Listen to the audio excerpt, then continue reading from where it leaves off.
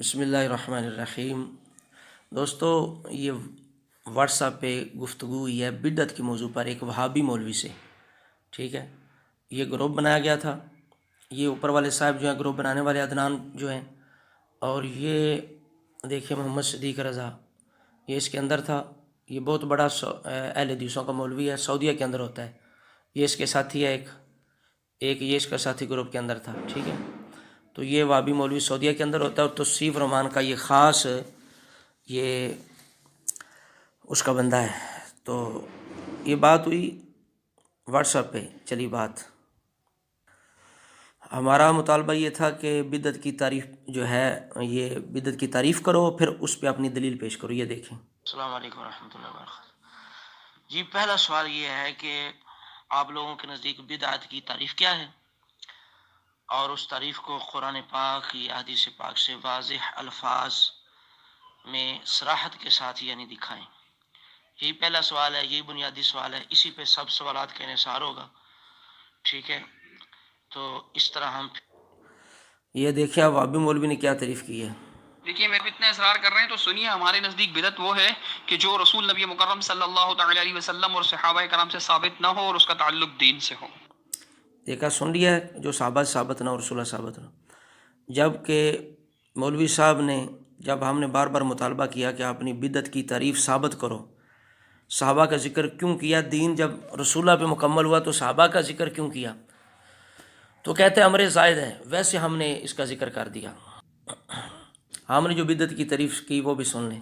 جی الحمدللہ، ہم بدعت کی تعریف یہ کرتے ہیں، اہل سنت و جماعت کے نزدیک بدعت کی تعریف یہ ہے کہ جس کی اصل دین کے اندر نہیں ہے، ٹھیک ہے، اور جو سنت کے خلاف ہے، جو سنت کے خلاف ہے، جس کی اصل نہیں ہے وہ بری بدعت ہے، اور جس کی اصل شریعت کے اندر ہے اور سنت کے خلاف نہیں ہے وہ اچھی بدعت ہے۔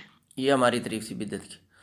اب مولوی صاحب سے میں نے بار بار مطالبہ کیا کہ یہ جو آپ نے صحابہ کی قید لگائی، اس کی کیا ضرورت پڑی، دین تو رسول اللہ پہ مکمل ہوا۔ تو مولوی صاحب کوئی جواب نہیں دے سکے آخر تک، اور نہ قیامت تک یہ لوگ پیش کر سکتے ہیں اپنی اس بدعت کی تعریف کو۔ ان کی بدعت کی تعریف خود بدعت ہے، نہ صحابہ ثابت ہے نہ رسول اللہ ثابت ہے، کوئی دلیل نہیں ہے۔ پھر جب میں کہتا تھا کہ بدعت کی تعریف، تو پھر پھیر پھرا کے چنانچہ سے کہتا تھا جب رسول اللہ، پورا دین رسول اللہ سے ملا، تو پھر یہ کہنا کہ رسول اللہ سے جو ثابت نہ، اس سے مراد ہے کہ جو دین سے ثابت نہ ہو۔ یعنی سیدھا نہیں یہ کہہ سکتے کہ جو دین سے ثابت نہ ہو۔ یہ ان کو بدعت کی تعریف جو جامع معنی وہ توفیق نہیں ہے انہیں، یہ ان کی علمیت ہے۔ یہ یہاں سے شروع کرتے ہیں جو رسول اللہ سے ثابت نہ ہو، صحابہ ثابت نہ ہو، دین کی بات کرو، دین کے اندر سب کچھ آ جاتا ہے۔ تو آئندہ انشاءاللہ یہ بدعت کی تعریف کسی کے سامنے نہیں کریں گے، کیونکہ بار بار میں نے اتنا اس سے مطالبہ کیا نا، بدعت کی تعریف ثابت کرو، نہیں کر سکا۔ پھر حضرت عمر فاروق کا فرمان، یہ اس نے اپنی دلیل پیش کی، کل بدعت ضلالہ۔ ہم نے کہا اس سے مراد محدثین نے خاص بدعتیں لی ہے جو بری بدعتیں ہیں۔ تو ہم نے اس کے ضمن میں نعم البدعۃ ھذہ عمر فاروق کا فرمان پیش کیا۔ یہ کہتا ہے حضرت عمر نے کوئی نیا کام نہیں کیا تھا۔ ہم نے کہا پھر حضرت عمر نے ایسی کہہ دیا کہ یہ اچھی بدعت ہے اگر وہ کوئی نیا کام نہیں تھا۔ کہتا وہ سنت رسول ہی تھی، نماز تراویح جو کچھ حضرت عمر نے کیا۔ تو ہم نے کہا پھر فاروق اعظم تو نعم البدعۃ ھذہ کہہ رہے ہیں نا، اگر آپ نے کچھ بھی شروع نہیں کیا، تبدیلی کچھ بھی نہیں کی، لیکن اچھی بدعت کہا نا، اس کا جواب دو۔ تو اس کا جواب پہلے تو دیتا نہیں تھا، بعد میں کہتا ہے جی اس سے مراد لغوی بدعت ہے۔ یعنی پہلے کہتے ہیں کہ ہر بدعت گمراہی ہے، پھر کہتا ہے لغوی بدعت ہے۔ یعنی لغوی بدعت، جو بدعت انہوں نے جائز قرار دینی ہوتی ہے وہ لغوی کہہ کے یہ قبول کر لیتے ہیں۔ میں نے کہا لغوی کدھر سے آ گئی؟ ہر بدعت جب گمراہی ہے تو لغوی کیسے گمراہی نہیں ہے؟ وہ بھی تو بدعت ہی ہے نا، لغوی بدعت۔ بدعت تو پھر بھی ساتھ ہی ہے نا، بدعت لغوی بدعت۔ تو پھر جناب اس نے خود لغوی بدعت کی کیا تعریف کی؟ تو یہ کہتا ہے کہ لغوی بدعت وہ ہوتی ہے جس کی پہلے مثال ہی نہیں ہے کسی زمانے کے اندر، ٹھیک ہے۔ یہ سنیے۔ عمر پر اعتراض اٹھتا ہی نہیں ہے۔ لغوی بدعت جو ہے وہ لغوی طور پر منع نہیں ہے، لغوی طور پر نئی چیز ہو لیکن حقیقت میں نئی چیز نہ ہو۔ سن لیا آپ نے؟ آپ مولوی صاحب سے لغوی معنی سنیں کیا ہے بدعت کے۔ کوئی بدعت ایجاد کی، اور بدعت لفظ جو ہے نا لغوی معنی دیکھیے یہ ہے سنن ابن ماجہ کی حدیث۔ یہ سنیے جی۔ کوئی بدعت ایجاد کی، کوئی بدعت ایجاد کی، اور بدعت لفظ جو ہے نا لغوی معنی اس کے یہ ہے کہ نئے سرے سے کسی چیز کو لانا جس کی مثال سابق میں موجود نہ ہو۔ آپ نے آیت پڑھی ہوگی قرآن مجید میں، بدیع السماوات والارض۔ بدیع اللہ سبحانہ تعالیٰ کی صفت ہے، یعنی بغیر نمونے کے زمین و آسمان کو پیدا کرنے والا، بغیر نقشے کے. پہلے کوئی نقشہ نہیں تھا زمین و آسمان کا، اللہ نے نئے سرے سے پیدا کیا. بدعت کے اندر یہ لفظ معنوی طور پر پائے جاتے ہیں. نیو ایجاد، نو ایجاد کرنا، اس کی معنی کے اندر یہ لغت کے لغوی طور پر یہ معنی کے اندر پائے جاتے ہیں. سن لیا آپ نے؟ یہ اس نے قبول کر لیا کہ حضرت عمر فاروق کا، پہلے تو کہتا تھا کہ یہ لغوی ہے، حقیقی نہیں ہے، پھر کہتا ہے لغوی بدعت ہوتی وہ جو نہیں ہے. ہاں، پیچھے کون سی بات رہ گئی؟ لغوی تقسیم، لغوی اور اصطلاحی جو تقسیم ہے وہ بھی مولوی صاحب نے تسلیم کر لی. لغوی کا معنی نئے سرے سے نیا کام بھی کر لیا. تو پھر فاروق اعظم نے نیا کو کام تو تھا نا، اس لیے فرمانے والی بدعت تو حاضر ہیں جی. پھر میں نے اس کو کئی دفعہ کہا کہ تم کہتے ہو کہ فاروق اعظم نے کچھ نہیں شروع کیا، تو یہ بات غلط ہے. آپ نے کچھ تبدیلی کی بھی ہے، کیونکہ پابند کیا آپ نے پورا مہینہ مسلمانوں کو، صحابہ کرام کو، ایک امام کے پیچھے، اور آج تک لوگ پورا مہینہ اسی طرح پڑھتے آ رہے ہیں. تم لوگ وہابی بھی پورا مہینہ جماعت کے ساتھ تراویح پڑھتے ہو، جبکہ یہ رسول اللہ کے طریقے سے ثابت نہیں ہے. آپ نے نہ پورا مہینہ پڑھائی، نہ آپ نے حکم دیا، نہ آپ کے سامنے ہوئی. تو یہ نیا طریقہ ہے ایک. اس کی وجہ کہتا نہیں نیا کچھ نہیں تھا. میں نے کہا اگر کوئی رافضی یہ کہے، دشمن است عمر فاروق کا، کہ تمہارے عمر کہتے ہیں کہ یہ نئی بدعت ہے، اور وہ کہتے بھی ہیں، وہ پڑھتے بھی نہیں ہیں، وہ کہتے ہیں ہم تراویح نہیں پڑھتے، یہ تمہاری عمر نے شروع کی ہے، اور عمر نے شروع کر کے کہا تھا نعم البدعۃ، یہ اچھی بدعت ہے، تو ہم کیسے عمر کی بدعت پڑھیں؟ تو کیا جواب دو گے؟ تو جناب اس نے پھر جو بدتمیزی کی، مجھے بھی رافضی کہتا رہا، اور جو حضرت عمر فاروق کے بارے میں اس نے پھر زبان استعمال کی اس خبیث نے، وہ بھی سنیں. یہ سنیے کیا کہتا ہے حضرت عمر کے بارے میں. تو کہاں سے مانیں گے؟ انکار بھی نہیں کرتے کہ نہیں جی جماعت ثابت نہیں ہے. کہتے ہیں پھر انہوں نے بدعت کیوں کہا تھا؟ میں کہتا ہوں انہوں نے کیوں کہا تھا، ان کا قول تو نبی علیہ السلام کی حدیث کے مقابلے میں حجت ہی نہیں ہے. انہوں نے کہا بھی ہو تو کیا فرق پڑتا ہے؟ کلو بدعت ضلالہ سرکار نے فرمایا. ٹھیک ہے، تو اگر انہوں نے کہا بھی تھا تو ان کے کہنے کو چھوڑ دیجیے، ان سے تو خطا ہو سکتی ہے. آپ نے خود آپ کی کتاب میں سن لیا آپ نے؟ ان سے خطا ہو سکتی ہے، چھوڑ دیں، حضرت عمر کے فرمان کو چھوڑ دیں. مزید سنیے. اگر وہ رافضی شیعہ آپ کی تقلید کرتا ہوا لکانہ امثل کو چھوڑے گا، تو جیسے میں بار بار آپ کو لکانہ امثل دکھاتا ہوں، ایسے اس کو بھی دکھاؤں گا، ایسے اس کو ساری حدیثیں دکھا کے کہوں گا رافضی کو کہ دیکھیے ہمارے نبی کی سنت سے ثابت ہے.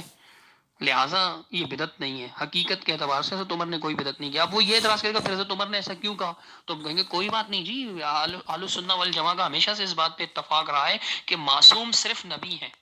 ٹھیک ہے، نبی علیہ الصلوۃ والسلام کے علاوہ باقی معصوم نہیں ہے. آپ کے 12 امام معصوم ہیں، اور 12 اماموں نے جو غلطیاں کی ہیں معصوم ہونے کے باوجود، تو ہمارے غیر معصوم سے اگر کوئی خطا ہو گئی تو کوئی کفر تھوڑی ہوا، خطا ہی ہوئی ہے نا، بس ٹھیک ہے ان سے خطا ہو گئی. سن لیا آپ نے؟ حضرت عمر فاروق کی خطا ہے نعم البدعۃ واضح کہنا. یہ ظالم پوری اس کی ٹیم پوری یہ وہابیت نہیں دکھا سکتی کہ فاروق اعظم کے اس فرمان کو کسی نے آج تک غلطی کہا ہو، کسی صحابی نے، کسی محدث نے. ابھی کہتے ہیں یہ وہابی گستاخ نہیں ہے. یہ دیکھیں صحابہ کتنے بڑے گستاخ. اب رافضیوں سے بڑھ گیا یا نہیں؟ رافضی تو پہلے سے ہی کہتے ہیں کہ عمر کی یہ غلطی ہے. اب انہوں نے بھی یہی کہنا شروع کر دیا کہ حضرت عمر کی غلطی ہے. جس طرح کہ ان کے ابن تیمیہ نے کہا کہ عبداللہ بن عمر بھی تھے اقتداء الصراط مستقیم کے اندر.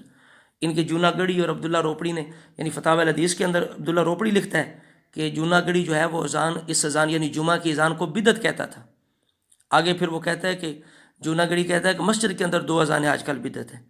تو مسجد کے اندر تو نبی علیہ السلام کے دور میں کوئی بھی اذان نہیں نہ ہوتی تھی، وہ تو کوئی بھی ایک اذان ہو وہ بھی بدعت ہے اس اعتبار سے.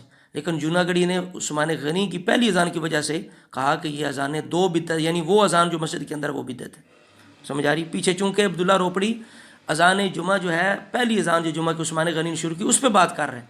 تو اس وجہ سے اب مزید سنیں اس مولوی کی زبان حضرت عمر فاروق کے بارے میں. آپ اس میں کہہ رہے ہیں کہ ہماری بدعت کی تعریف جو ہے وہ حدیث مرفوع سے ثابت ہے. کون سی حدیث مرفوع سے آپ کی بدعت ثابت ہے؟ یہ حضرت عمر کا قول حدیث مرفوع ہے؟ نہیں، یہ تو کل بدعت ضلالہ کے خلاف ہے، صحابی کا اجتہاد ہے. جیسے صحابہ السلام علی النبی، سن لیا آپ نے؟ یہ خلاف ہے، رسول اللہ کے خلاف ہے حضرت عمر فاروق کا فرمان. جبکہ کسی امت کے محدث نے، بزرگ نے اس کو خلاف نہیں سمجھا، بلکہ اس کو قبول کیا، اور اس کی وجہ سے بدعت کی 2 قسمیں کی. ایک من سنہ فی الاسلام سنۃ حسنہ کی وجہ سے، ایک حضرت عمر فاروق کے فرمان کو لے کے انہوں نے کہا کہ بدعتیں بعض اچھی بھی ہوتی ہیں، اور کل بدعت ضلالہ جو اس کی تخصیص کی. ٹھیک ہے، مخصص بعض، یعنی من سنہ فی الاسلام من سنہ فی الاسلام سنۃ حسنہ کو مخصص فرمایا اس کا. یہ دیکھ لیں، شرح نووی پڑھ لیں، اور ابن عسقلانی فتح الباری شریف پڑھ لیں، ابن اسیر جزری وغیرہ، اور خود قاضی شوکانی ان کا، اس نے یہ بدعت حسنہ اور بدعت سیئہ جو ہے یہ قبول کی ہے ابن حجر عسقلانی کے حوالے سے نیل الاوتار کے اندر. سمجھ آ رہی؟ ابن تیمیہ نے بھی اس کو کل بدعت ضلالہ کو مخصوص فرمایا ہے. یعنی کہا ہے مجموع الفتاویٰ کے اندر، ابن تیمیہ نے بھی اس کو قبول کیا ہے۔ اچھا، جب میں نے یہ کہا کہ مولوی صاحب جو ہیں وہ پھنس گئے ہیں بات پہ، تو اب مولوی صاحب نے اس کا کیا جواب دیا، یہ پہلا جواب سنیں ان کا، کہ یہ انہوں خود لغوی تعریف اس کی یہ کی کہ پہلی مثال نہ ہو۔ السلام علیکم ورحمۃ اللہ وبرکاتہ۔ پڑھائے چھڑا نہیں پا رہے، اس لیے نا اس طرح کے الفاظ استعمال کر رہے ہیں کہ بے اصول ہے، فلانے فلانے فلانے۔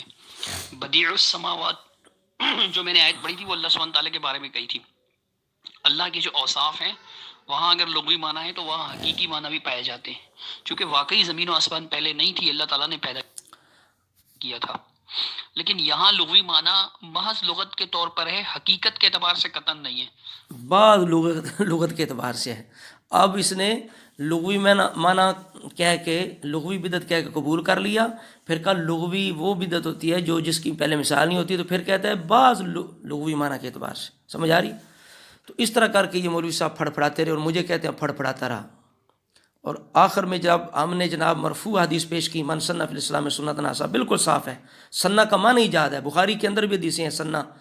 حضرت خبیب نے جو نفل ایجاد یعنی پڑھے تھے شہادت سے پہلے دشمنوں کے معاشرے کے اندر، تو امام بخاری کہتے ہیں سنہ رکعتین، حضرت خبیب نے اسلام کے اندر اچھا طریقہ جاری کیا، قیامت تک جو بھی شہید ہونے سے پہلے دشمنوں کی قید کے اندر 2 نفل پڑھے تو اس کے لیے یہ حضرت خبیب نے ایک طریقہ جاری کر دیا، من سنہ فی الاسلام سنۃ حسنہ، اور ادھر سنہ رکعتین اگر ان کو درمیان میں آمنے سامنے رکھیں ملائیں تو یہ بالکل واضح ہے کہ حضرت خبیب نے نیا اسلام میں طریقہ جاری کیا۔ ٹھیک ہے، یہی ہمارا موقف ہے جو بخاری شریف سے الحمدللہ۔ اسی طرح من احدث فی امرنا ھذا ما لیس منہ، رسول اللہ نے فرمایا کہ جو اسلام میں احداث کرے نیا طریقہ، ما لیس منہ، جو اس کے اندر نہیں ہے، یعنی اصل کے اعتبار سے نہیں ہے۔ ابن حجر اسقلانی رحمۃ اللہ علیہ نے یہ اس کی تشریح کی، فہو رد، وہ مردود ہے، اسلام کے اندر وہ طریقہ مردود ہے جس کی اصل نہیں ہے، جو ما لیس منہ ہو، ہر طریقہ نیا اچھا نہیں مردود، وہ تو من سنہ فی الاسلام سنۃ حسنہ کے اندر آ گیا۔ اب یہ دیکھ لیں خود، آخر پہ میسج دیکھیں، یہ آخری جو میسج ہے آخر پہ، ٹھیک ہے، تو عدنان افریقی صاحب ریموو یو، یہ خود انہوں نے ہمیں نکالا گروپ سے، نہ کہ جناب ہم نکلے، تو ہمارا آخری میسج بھی سن لیں، ٹھیک ہے، اور نکالنے والے کی آواز ایک دفعہ سن لیں۔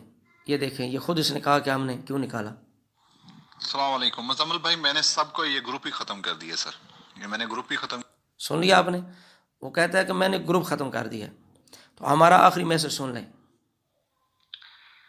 جی میں نے اس لیے مولوی بھیجے ہیں، ٹھیک ہے، تو اب میری باری ہے، تو میں ایک میسج کرتا ہوں، اس کے بعد سو جاؤں گا انشاءاللہ، 1 بج گیا ہے۔ تو ہم نے الحمدللہ قرآن پاک سے بھی، سورہ حدیث سے ثابت کیا بدعت کی تعریف کو، اپنے موقف کو حدیث سے صحیحہ سے اور مرفوعہ سے ثابت کیا، اور محدثین کے بھی حوالے دیے، ٹھیک ہے، کہ ان کا بھی یہی موقف ہے۔ جو شارحین حدیث ہیں جنہوں نے بخاری شریف اور مسلم شریف کی شرح کی، انہوں نے یہی سمجھا ہے، صحابہ کرام نے یہی سمجھا ہے، صحابہ کرام سے بھی بدعت کی تشریح بیان کی، قرآن سے بھی، رسول اللہ سے، صحابہ سے، سلف الصالحین سے۔ اب ان کے بزرگوں سے آخری جو ضرب ہے وہ بھی ہم لگا دیں۔ حضرت عمر رضی اللہ تعالیٰ نے فرمایا اس کے اندر، یعنی قاضی شوکانی جو ہے وہ نیل الاتار کے اندر کیا کہتا ہے؟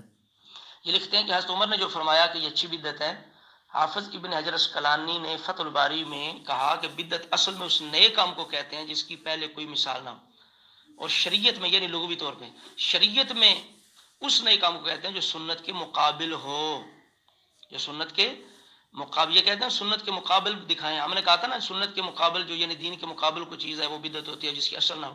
تو اصل کا حوالہ ہم نے ان کے مبارک پوری صاحب کی کتاب مرآت المفاتیح سے دے دیا۔ ان سے ان کے بزرگ جو ہیں وہ زیادہ سمجھدار اور پڑھے لکھے تھے، انہوں نے کہا کہ جس کی اصل نہ ہو وہ بری بدعت ہے۔ بدعت دلالہ اور بدعت حسنہ، یہ 2 قسمیں ان کے مبارک پوری صاحب نے بیان فرمائی، اور ان کے قاضی شکانی صاحب بھی بیان کر رہے ہیں، وہی سنانے لگا ہوں آپ کو۔ پس مذموم بدعت ہوتی یعنی جو سنت کے مقابل ہو، یعنی شریعت میں اس نئے کام کو کہتے ہیں جو سنت کے مقابل ہو، پس بدعت مذموم ہوتی ہے۔ اور تحقیق یہ ہے کہ وہ نیا کام اگر اس اصول کے تحت درج ہو جو شریعت میں مستحسن ہو تو وہ بدعت حسنہ ہے، اور اگر وہ نیا کام اس اصول کے تحت درج ہو جو شریعت میں قبیح ہے تو وہ بدعت قبیحہ ہے، ورنہ وہ مباح کی قسم سے ہے۔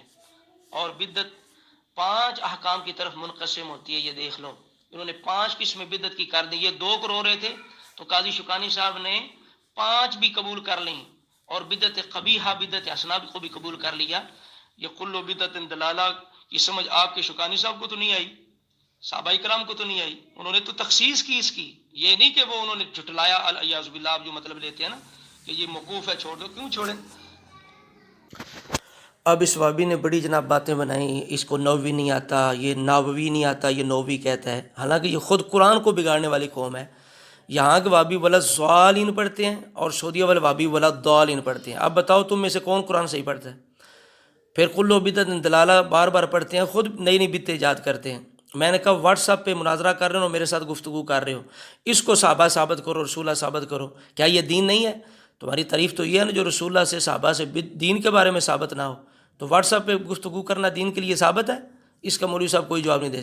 یہ لال رومال جو انہوں نے رکھ لیا سر پہ، رسول اللہ کے پورے عرب سے انہوں نے امامہ شریف نکال دیا ہے، یہ بدعت نہیں ہے ان کی بری، بدعت سیاح نہیں ہے، رومال رکھ لینا، امامہ چھوڑ دینا، ترک کر دینا، سمجھ آ رہی؟ ان کا خود یہ جو عقیدہ ہے کہ جو فوت شدہ نبی ولی ہو اس کا وسیلہ شرک ہے، جو زندہ اس کا وسیلہ جائز ہے، اس کی ان کے پاس کوئی دلیل نہیں، نہ قرآن سے نہ حدیث پاک کے اندر کوئی آیت ایسی نہیں ہے جس کے اندر یہ ہے کہ زندہ کا وسیلہ جائز ہے اور فوت شدہ کیا اللہ کا بندہ نہیں رہا، وہ اللہ کا نبی یا ولی نہیں رہا، اور فوت ہونا کیا الیاذ باللہ نعوذ باللہ یہ اللہ تعالیٰ کی صفت ہے؟ اللہ تعالیٰ تو حی قیوم ہے۔